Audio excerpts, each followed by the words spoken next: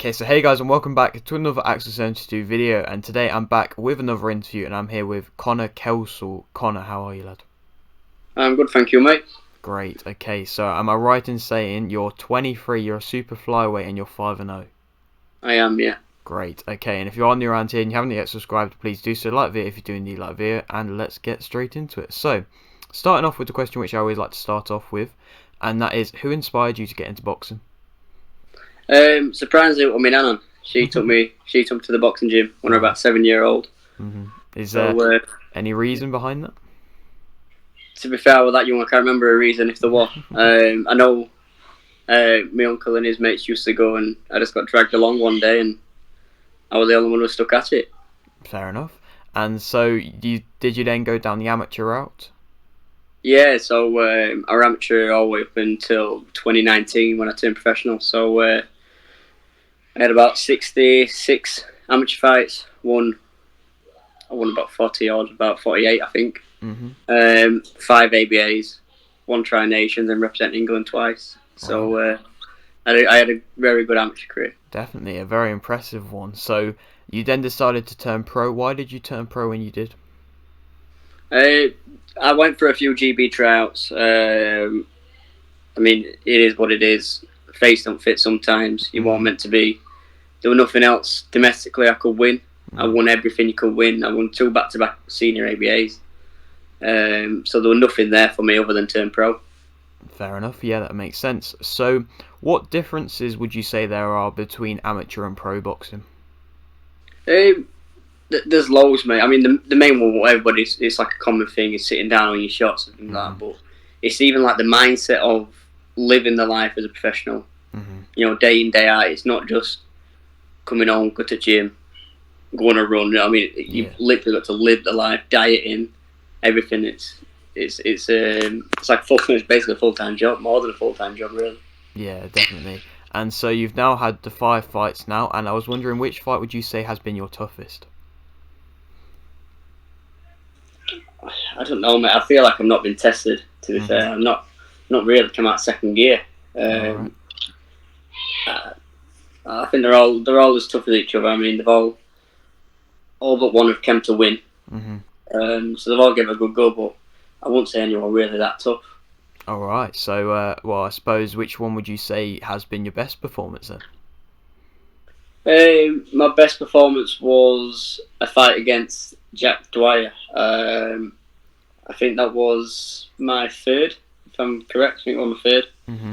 That was by far my best performance. Everything was just perfect on the night. It was punch perfect. That was the day after my 2nd baby was born as well. So that was crazy that day. Yeah, I can imagine. Definitely, I suppose to have a fight be as good as it was for you, as literally the day after your baby was been born. You must have been having so much going through your head and that. So fair play. 20 minutes before the weigh-in, my baby was born. We had a day before weigh-in. So my baby was born, and then I held him, and then my missus was like, "You got to go to your weigh-in now." So she basically booted me out of hospital room. I went to my weigh-in, went back to hospital, and then I boxed the day after. Mental. I got a lot of respect for that, mate. Yeah. And so you then have, am I right in saying, have got a fight for September 3rd? Yeah, this Saturday. Yeah, I'm fighting there. And so how's camp been going for that? This has been the best camp. I feel like this is going to be my best performance to date in all my career. It's going to be a special night Saturday, and I'm there to steal the show. Definitely. And so, have you done anything different ahead of this fight? Not. I mean, I've always put everything in. I mean, it's not like we've trained different. I've just trained a lot harder. I vet a lot better. I put my full mind into this fight. Definitely. And so, could you? I don't know if you want to too much, but could you give me a little bit of a prediction of how the fight's going to end? Do you think? No, because it is what it is. I'm not really a stoppage kind of kid. I mean, my last fight only lasted a round. But the main thing for me is I come out untouched and I put in a good performance. And I think this Saturday is going to be a punch perfect performance. Great. And so you've got this fight this weekend, and I was wondering, I mean, I don't know if it's sold out or not, but I was wondering, why should people come and watch you? What can they expect? I mean, to what I've been told. I mean, I'm not trying to brag myself, but everybody who sees me knows how special I am, and they know it's one for the future to watch. So, I mean, to believe it, you've got to go see it. Definitely. And so, have you possibly got another date for fighting again this year? Yeah, I'm back out December. Okay. So another one before Christmas. Hopefully a 6 rounder. Depends what the manager can pull out bag.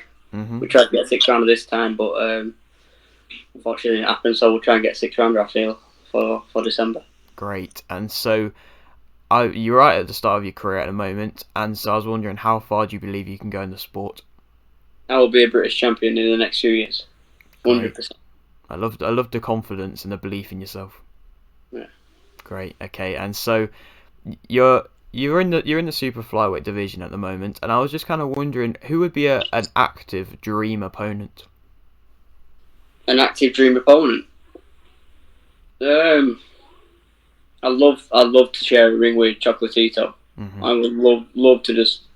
I wouldn't like to get punched off him. You know what I mean? But yeah, that's because obviously he ain't got too long left. I mean, he's coming towards the end of his career, but yeah, I would love to share a ring with him one day. Yeah, definitely. He's a great fighter, and them Mexican fighters are definitely doing very well at the moment. Yeah, 100%. And so I will leave it this final question, which I always like to ask, and that is, would you like to shout anything out? Yeah, so I always like to give my sponsor a shout out on every interview. Where I've got Growlers Food Bar, Inderson Conisborough, Bespoke Resin, and Empire Fight Store. Great. You know, they've supported me, so you know, they mean a massive part of my team, and a massive credit to be supported by them.